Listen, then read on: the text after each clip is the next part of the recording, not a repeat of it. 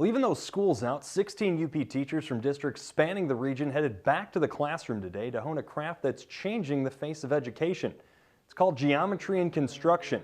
Two full-time teachers from Loveland, Colorado are making their way around the country to show fellow educators the benefit of the program, which gives kids a chance to see how core academics directly relates to a career path and answers the age-old question, when am I going to use this? We would do together is work through that question, like clockwork, in every math class across the country, it's when am I ever going to need to know how to use this? And that's exactly what we are aiming to do, is try to make the connection for the kids by answering that question first and then showing them the math behind it. The lesson should start with, why do I care? What can I do, or how can I use what I'm about to learn? Adults, we want to know that. We want to always know how does this apply to me and how can I use it. Kids are no different, and that's what the teachers here are striving for on every lesson that they create. So we're going to do in total, each pair, which is comprised of a core curriculum teacher hailing from the likes of English or math and a CTE instructor, will create 3 lesson plans by the end of the day. But the hope is that the collaboration won't end there. From this? I think so. The CTE teacher is really in the driver's seat, which is very different in education today. I mean, most places that you go, it's core academics that are really in the driver's seat. And that probably is from, No Child Left Behind and all the high-stakes standardized testing that we do and everything like that.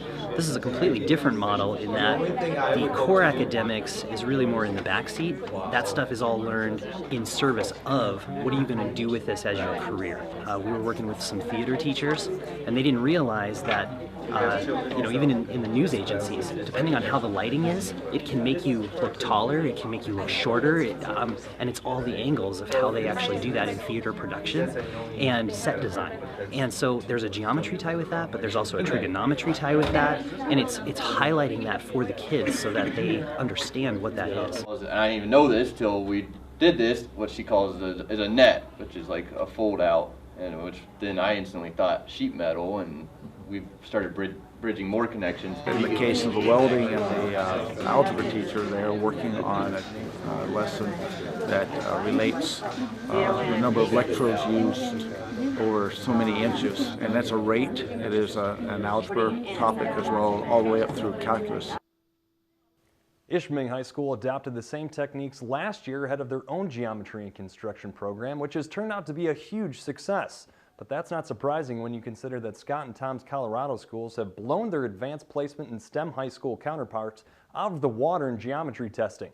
The long-term goal is to have all UP schools implement aspects of the program over the next few years. Superior Central is starting up their own rendition next year, and Marquette and a few others hope to do so the same thing the following year. If you're an educator and you'd like to find out more about the program, you can email Brian Sarvello at bsarvello@marisa.org.